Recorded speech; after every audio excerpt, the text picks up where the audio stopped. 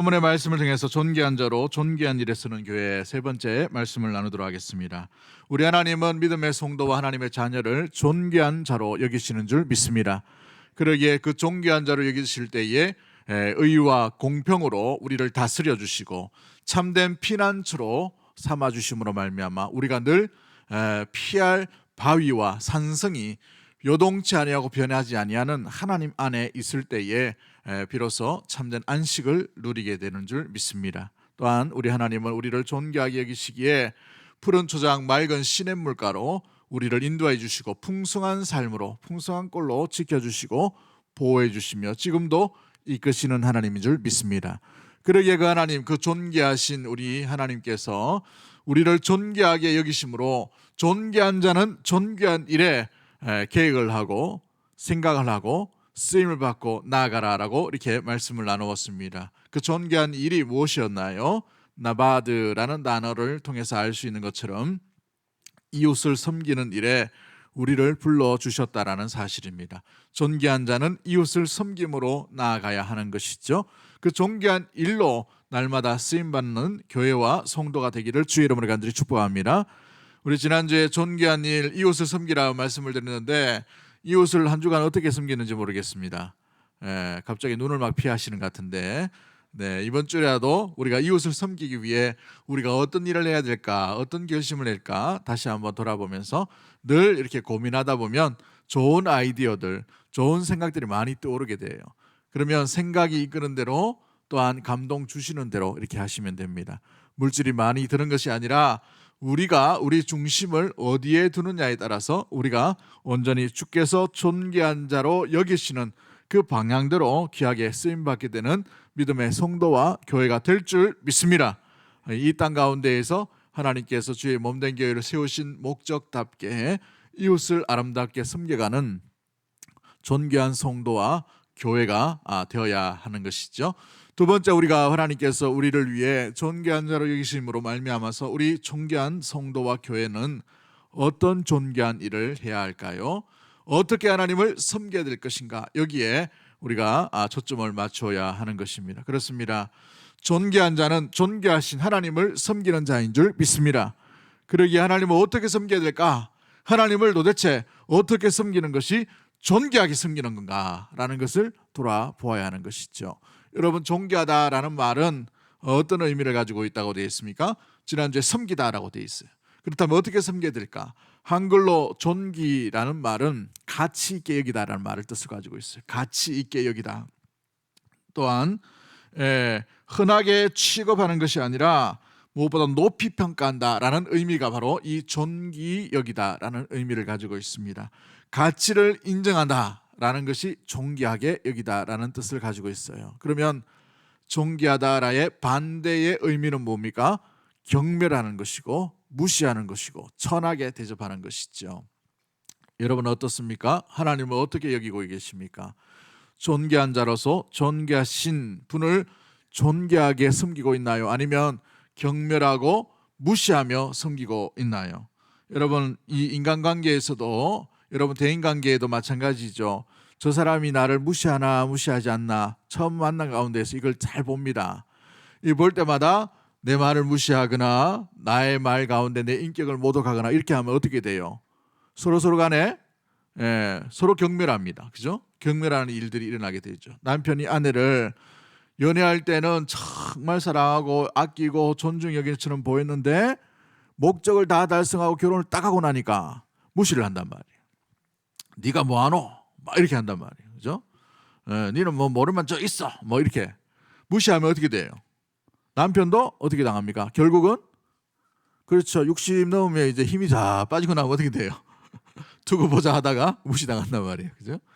아내와 남편이 무시하는 그런 관계가 아니라 어떻게 해야 됩니까? 마지막 끝날까지 존중이 여기는 관계가 되어야 돼요. 여러분, 그러기에 아내에게도 존중이 여기는 말을 하셔야 됩니다. 너무 무시하는 말, 너무 깎아내리는 말, 남편에게도 마찬가지죠. 세상에 제일 불쌍한 사람이 남편입니다. 남편이 돈 벌려고 얼마나 열심히 노력하고 그래도 집에서 좀 인정받으려고 하면 집에서 그거 인정하면 되는데 집에서조차 인정을 못 받으면 남편은 세상 어디에도 인정받을 때가 있다 없다? 없어요.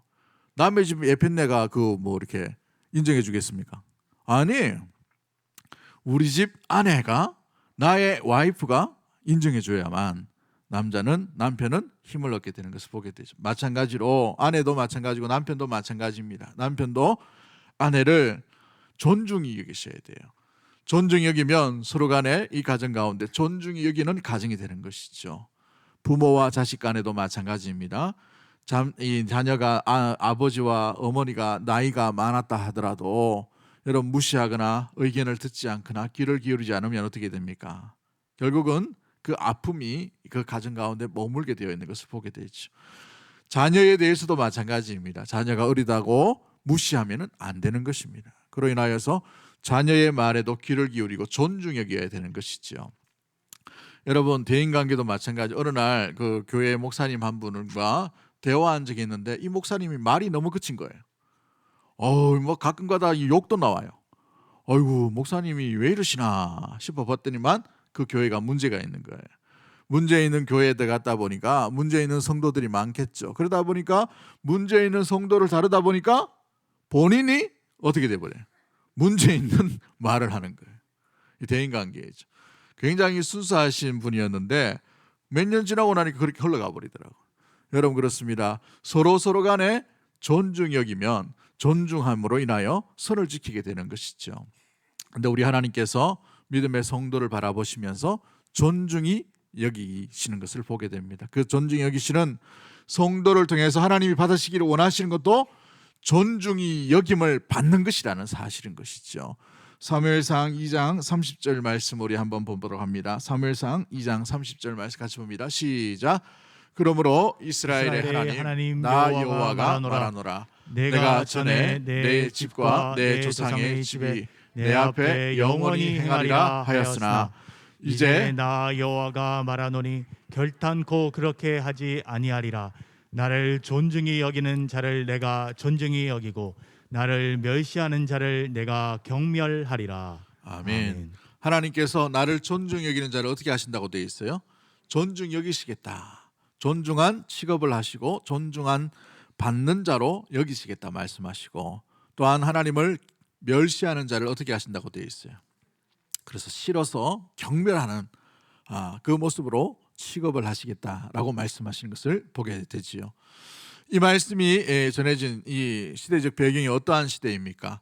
엘리의 가정을 이야기하는 거예요. 제사장이었던 엘리의 가정 가운데에 홈리와 비느하스가 하나님을 모시고 하나님을 존중히 여겨야 되는 그 제사의 행위 가운데에, 제사의 섬김 가운데에서 완전히 타락해 버렸습니다. 그로 인하여 하나님이 존중받아야 될 가장 핵심적인 제사 가운데에서 하나님이 존중받지 못한 일이 일어나게 되었어요. 도덕적인 그런 문제를 이야기하는 게 아닙니다. 하나님 가운데에서 그들은 제사장임에도 불구하고 하나님을 사랑하지 않았어요. 하나님이 살아계심을 두려워하지 않았습니다. 하나님이 있음을 인정하지 못하였어요. 그래서 그 성전 가운데서 마음대로 또한 타락한 일들이 본격적으로 일어나게 되어버린 것이죠. 그로 말미암아 우리 하나님께서 그 가정을 인하여 엘리의 가정과 두 아들에 대해서 뭐라고 말씀하십니까? 내가 존중히 여기는 자를, 내게 존중히 여기는 자를 내가 존중히 여기고 나를 멸시하는 자를 내가 경멸하리라 라고 있어요. 그래서 어린 사무엘이라는 아들을 하나님께서 이 한나라는 여인의 기도를 통해서 주셨죠. 그로 말미암아 하나님을 존중히 여기는 것이 무엇인지를 이 어린 사무엘을 통해서 하나님께서 온 이스라엘 가운데 보여주시는 것들을 나타내게 됩니다. 또한 초대왕 사울을 한번 보십시오. 그는 명문가의 자손이었어요. 이 당시에 이 베냐민 지파는 이 사사 시대로 인하여서 이 베냐민 지파가 남자들이 거의 멸족을 당합니다. 실수를 했기 때문이죠. 그 가운데에 살아남은 몇몇 되지 않는 이 남자의 이 후손들을, 그 가운데에 바로 이 사울이란 이 왕이 나오게 됩니다. 그는 키도 컸습니다. 얼굴도 잘생겼어요. 용맹했습니다. 집안 가문도 괜찮은 집안이었어요. 그러나 처음 세웠을 때에 하나님이 인정함으로 말미암아 그를 세웠지만 그는 가면 갈수록 하나님을 존중히 여기는 것이 아니라 자기 자신이 존중히 여김을 받는 일에 더 마음 가운데 생각이 빼앗겨 버렸던 것을 보게 되지요. 이스라엘 백성들 가운데에 인기를 얻기를 원했습니다. 이스라엘의 그 마음 가운데에 전쟁의 위급감 가운데에 내가 죽게 되었다, 자기중심적으로 생각하고 마음을 먹음으로 말미암아 하나님이 받으셔야 될 제사 가운데에 임의로 자기 자신이 그 제사 행위를 해버리는 것들을 보게 되지요. 사무엘을 기다리지 못하였다는 것을 보게 돼요. 그로 말미암아 하나님께서 뭐라고 말씀하십니까? 순종이 제사보다 낫고라고 되어 있어요. 수많은 재물, 수많은 어떤 화려함의 이 여러 가지 일들, 그것보다 더 중요한 게 뭐라고 되어 있어요? 주의 말씀을 귀를 기울이는가, 주님을 존중히 여기는가 여기지 않는가, 여기에 더 관심이 있으신 것이 바로 하나님이라는 것을 말씀해 주고 있는 것이지요. 여러분, 이 두 가지의 사건 가운데 공통적인 사건이 어디에서 일어납니까? 예배의 자리에서 일어나는 것을 보게 됐죠.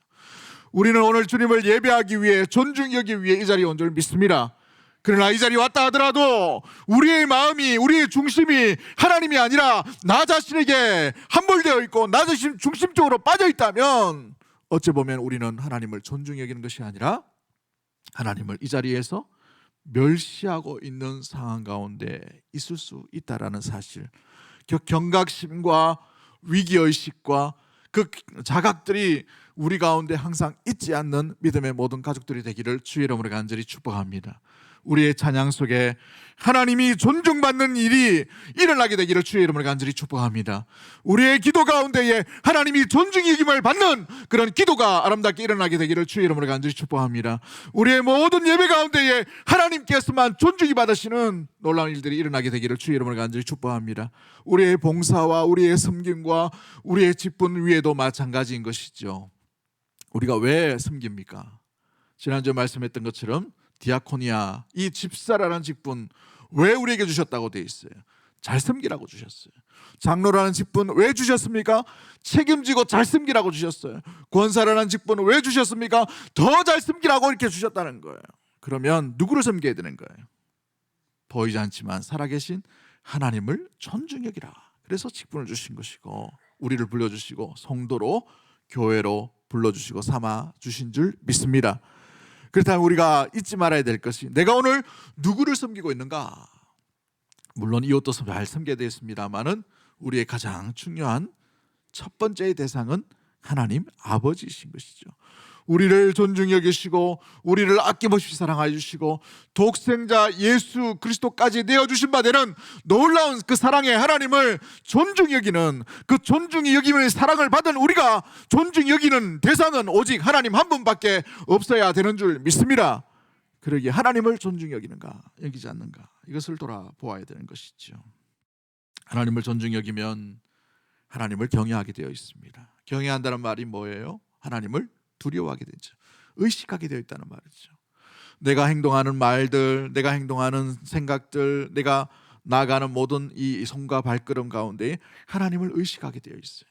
그로 말미암아 하나님의 이 보고 계시는 하나님, 나와 함께 하시는 하나님, 그 하나님 가운데에서 우리가 말과 행실 가운데 주님이 기뻐하시고 주님을 인정하고 주님을 존중히 여기는 태도와 행동이 저절로 나올 수밖에 없음을 보게 되지요. 그런데 오늘날 시대를 한번 보십시오. 어떤 시대입니까? 하나님을 인정하지 않는 시대예요.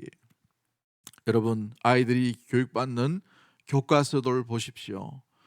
예전에는 그래도 창조론을 조금 다뤘어요. 창조론. 근데 요즘은 이게 점점 줄어듭니다.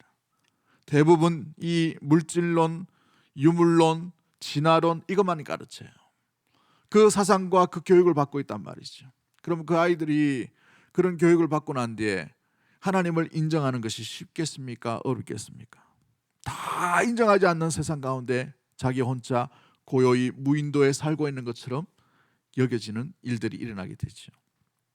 그 또래 가운데에서 무시당할 수가 있습니다. 인정함을 받지 못하는 일들이 일어날 수 있어요. 오늘날 우리 코로나19로 인하여서 이 코로나 가운데에서 그렇게 모여야 되겠냐? 손가락질을 얼마나 많이 받았습니까? 몇몇 교회들과 몇몇 목회자들과 몇몇 성도들로 인하여서 여러 가지 손가락질 많이 일어나게 되었어요. 다양한 세상 가운데에서 대표적으로 기독교만 특히 개신교만 이런 손가락질을 받는 그런 형편 가운데 일어나게 되어버렸어요. 그 상황 가운데 우리가 예수 믿는다, 하나님을 존중해야 한다, 그 직장과 또 학교에서 아이들이 노리는 그 사회 가운데에서 우리 이웃 가운데 내가 하나님을 섬기는 자입니다라고 드러낸다는 것은 쉬운 일이 아닐 것입니다. 오늘날 시대를 보십시오. 하나님이 없다고 이야기하는 무신론과 이 유물론이 팽배한 이 나라 가운데에, 이 사회 가운데 있는 것을 보게 됩니다. 물질 만능주의 시대입니다.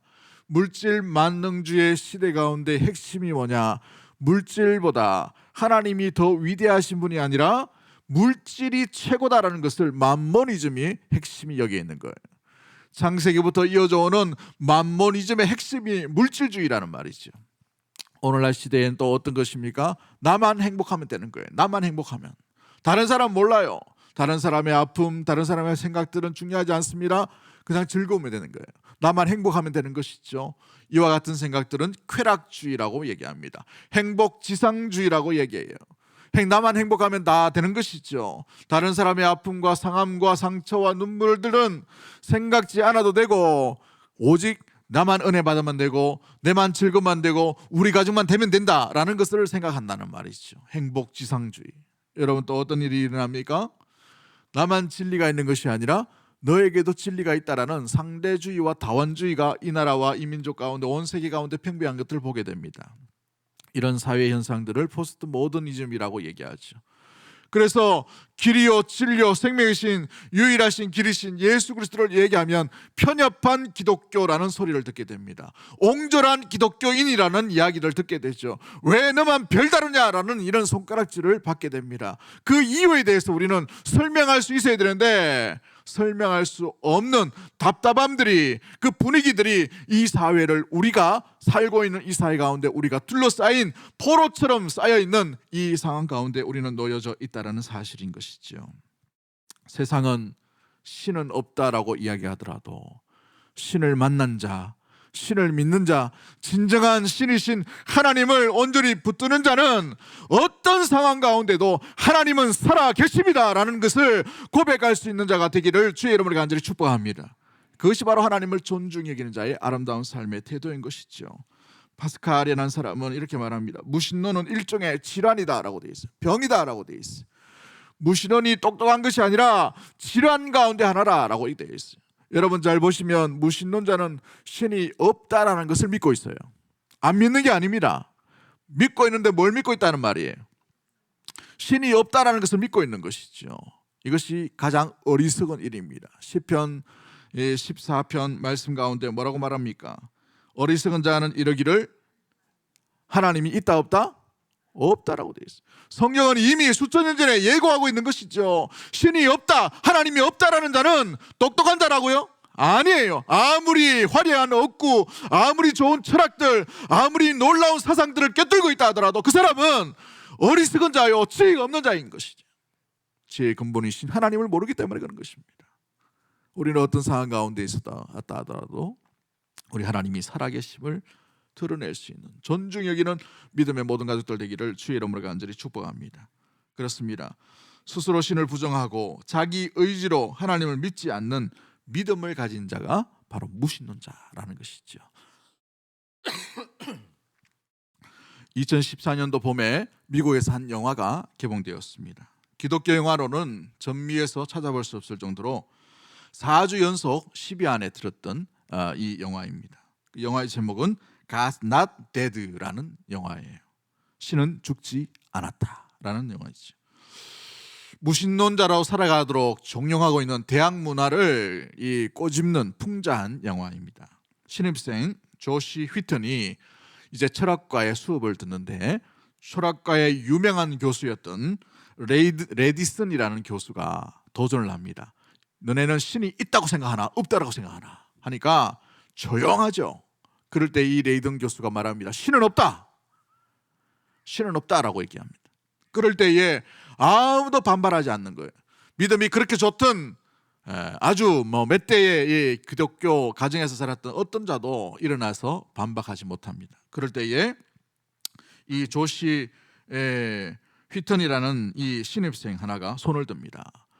신인 반드시 있습니다. 하나님은 있습니다. 라고 이렇게 얘기하는 거예요. 신은 죽지 않았습니다. 라고 얘기합니다. 그럴 때에 그 신이 있다면 네가 증명해보라 라는 이 레디슨이라는 이 교수가 도전을 하는 것이죠. 신이 있다면 증명해봐 라는 이런 말을 한 거예요. 신입생입니다.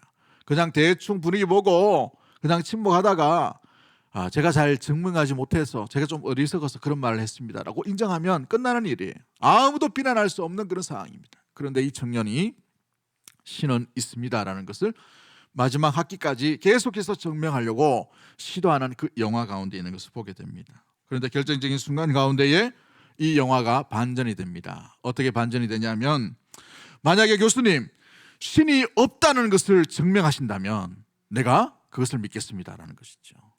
당신은 왜 신이 없다고 얘기합니까? 그렇다면 신이 없는 것을 당신이 한번 증명해보라 라고 이렇게 하는 거예요. 천문학자가 별을 자기가 만들어 놓고 그 별을 연구하는 것 아니죠. 맞는 것처럼 얘기해 보시네. 그렇죠? 건축학자가 자기가 건축의 재료를 다 만들어 놓고 어떤 건축을 연구하거나 그렇게 하지 않아요. 역사학자가 역사를 다 만들어 놓고 자기가 그 역사를 연구하지 않습니다.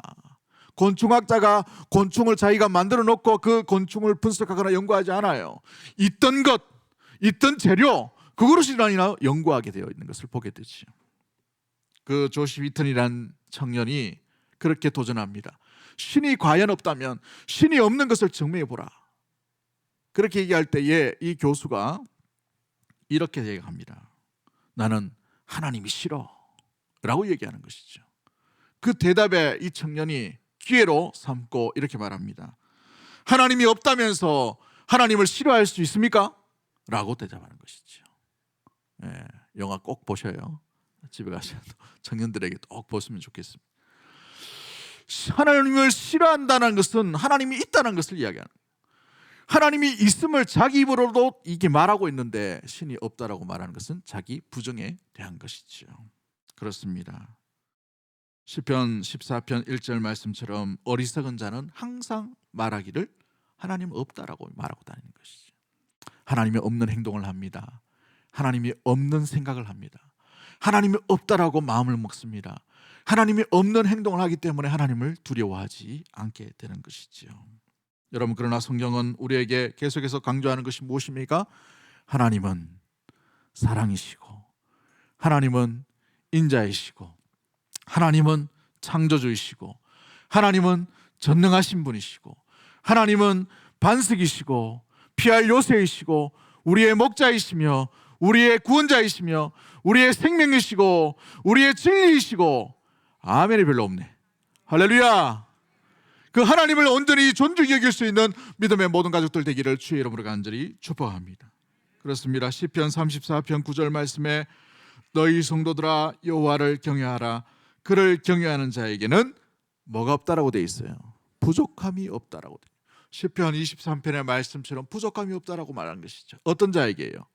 경외하는 자에게, 하나님이 있음을 아는 자에게, 의식하는 자에게, 믿는 자에게, 신실하게 주님을 따르는 온전한 경건한 자에게 하나님께서는 존중히 여기는 자를 존중히 여기시는 놀라운 일들을 하게 하신다는 사실인 것이지요. 이것이 바로 하나님께 존중받은 자가 해야 할 존귀하신 하나님을 섬기는 아름다운 삶의 방향과 모습이라는 사실인 것입니다. 시편 25편 12절과 14절 말씀에 뭐라고 되어 있습니까? 여호와를 경외하는 자 누구냐? 그가 택할 길을 그에게 가르치시리로다. 그의 영혼은 평안히 살고 그의 자손은 땅을 상속하리로다. 같이 봅니다. 시작. 여호와의 친밀하심이 그를 경외하는 자들에게 있으며 그의 언약을 그들에게 보이시리로다. 아멘. 저는 이 본문의 말씀 참 좋아합니다. 이 14절 말씀 보시면 여호와의 친밀하심이 누구에게 있다라고 되어 있어요? 그를 경외하는 자에게 있다라고 되어 있어요. 뭐가 이 하나님께서 주신다라고 되어 있어요? 경외하는 자에게 여호와의 친밀하심이 드러나게 되었다는 것이죠. 그렇습니다. 여호와를 경외하는 자에게 여호와의 친밀하심으로 말미암아 외롭지 않도록 함께 하시는 하나님이요, 폭풍 속에서도 건지시는 하나님이요, 질병 가운데도 무엇보다도 고치시는 하나님이요, 길을 잃어버린 자에게 길을 여시는 하나님이요, 무엇보다도 고아와 가부처럼 내버려 두신 것이 아니라 아버지로서 늘 사랑 가운데 함께하여 주심으로 말미암아 독생자 예수 그리스도까지 아낌없이 내어주시기 위해 구원하시기 원하시는 사랑의 놀라운 하나님이신 줄 믿습니다. 완전하신 하나님이요 완벽하신 하나님이라는 사실인 것이죠. 그래서 여호와의 친밀하심이 경외하는 자에게 나타나는 거예요. 여호와를 두려워하는 자에게 나타나게 되어 있다는 거예요. 여호와를 사모하는 자에게 나타나게 되어 있다는 것이죠. 갈급해하는 자에게 여호와의 친밀하심이 드러나게 되어 있다는 것입니다. 여러분 야곱을 보십시오. 꾀돌이였어요. 거짓말쟁이였습니다. 아버지의 축복이라는 그 놀라운 영광스러운 그 자리를 거짓말로 만들어버렸어요. 그럼에도 불구하고 그는 잊지 않았던 것이 있습니다. 하나님을 놓치지 않았다는 것이죠. 밧단 아람으로 나갈 때에 그는 꿈속에서 하나님의 그 놀라운 이 사닥다리가 열려지는 그 일들을 보게 되었어요.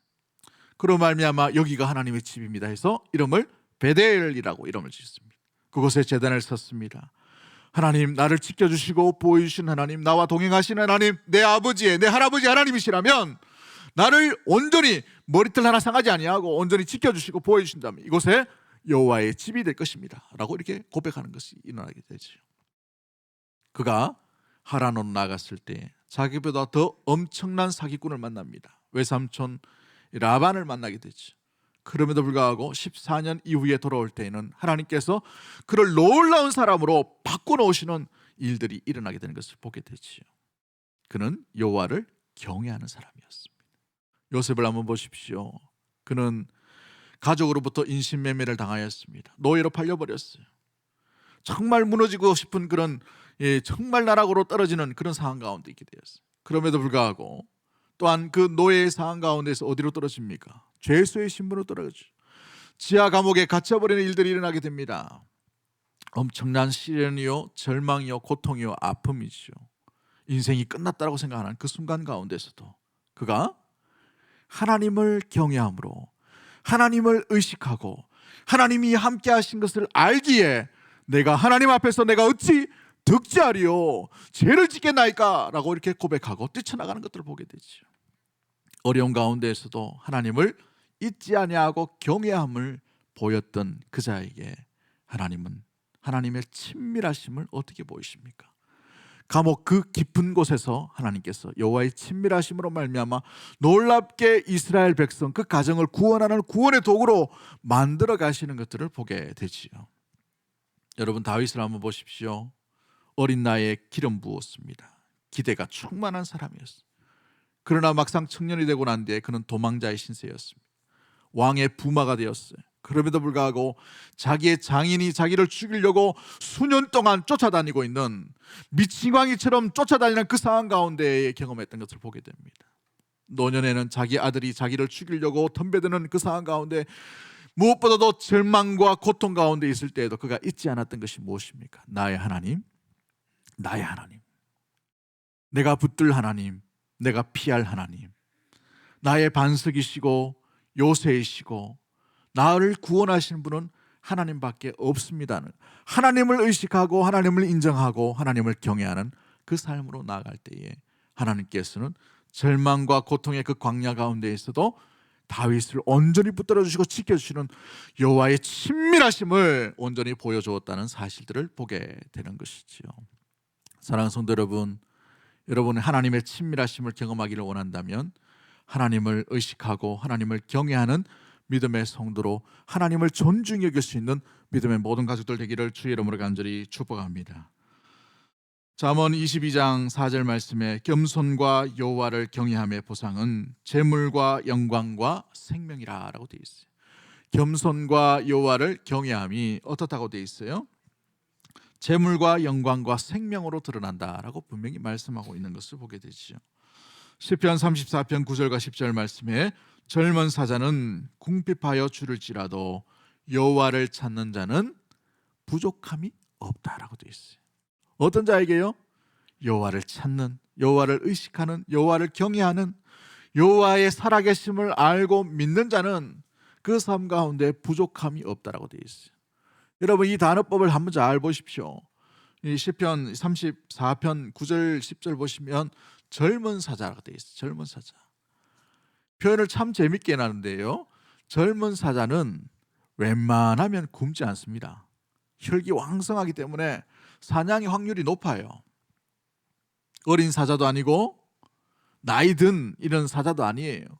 젊은 사자라는 것은 용맹하고 날렵해서 사냥 실패률이 거의 없다는 것이죠. 그럼에도 불구하고 그 젊은 사자가 굶주리는 그 상황 가운데가 있다 하더라도 여호와를 찾는 자에게는 하나님께서 부족함이 없도록 하시겠다. 여호와를 경외하는 자에게는 부족함이 없으리로다. 할렐루야. 여호와를 찾는, 여호와를 경외하는, 여호와를 존귀하게 여기는 믿음의 모든 가족들 되기를 주의 이름으로 간절히 축복합니다. 세상 사람들은 하나님을 믿는 성도들을 향해서 미련하다라고 얘기합니다. 이 공부할 때에 왜 이렇게 주일날 교회 가냐, 하나님을 섬기냐, 교회 다니냐, 예수쟁이냐 이렇게 얘기합니다. 조금만 비겁하면 세상에 충분히 살 수 있는데 왜 이렇게 비겁하지 못하고 조금 이렇게 그렇게 살아가냐라고 손가락질할 수 있어요. 이렇게 살다가 손해볼 수 있어 라고 얘기합니다. 도태될 수 있어, 진급하지 못해, 손해볼 수 있어 라고 자꾸 얘기하죠. 손가락질하고 있다는 거예요. 과연 그럴까요?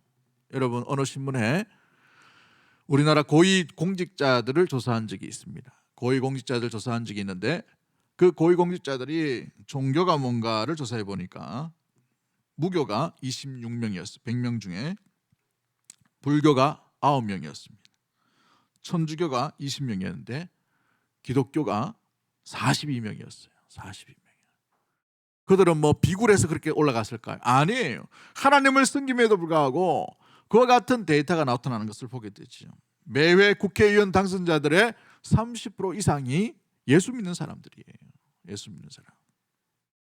물론 잘해야 됩니다. 정치도 잘해야 돼요.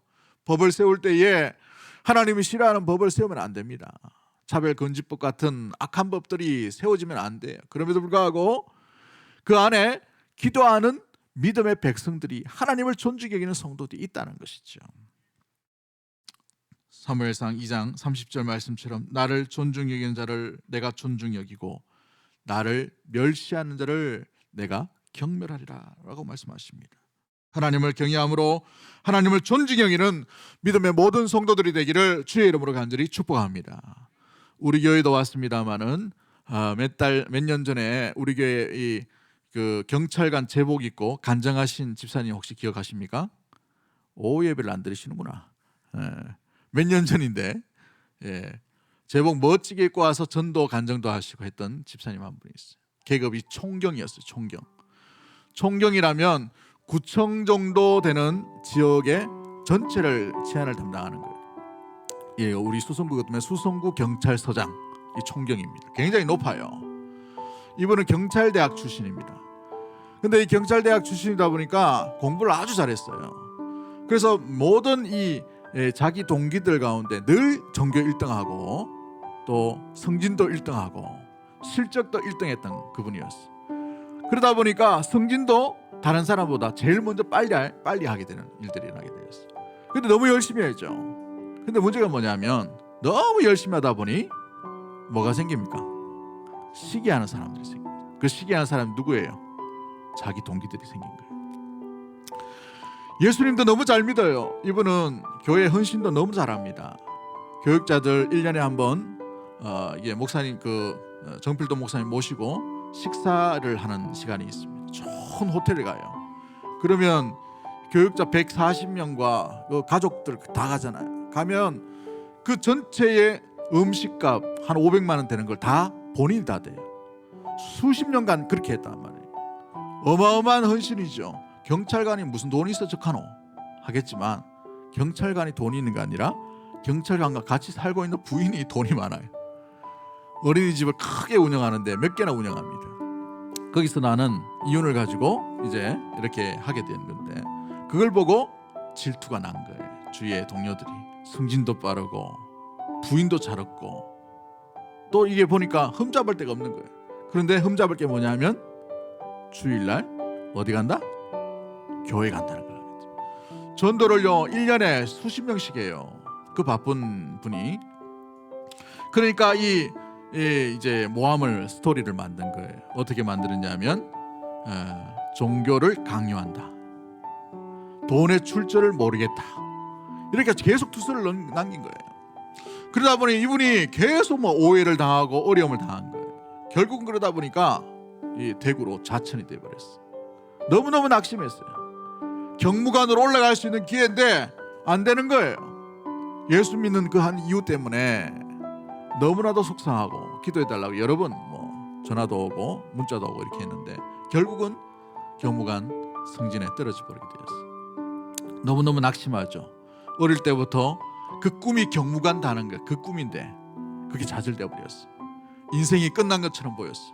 그런데 놀라운 것은 그분이 최근에 해운대 구청장에 당선이 되었어요.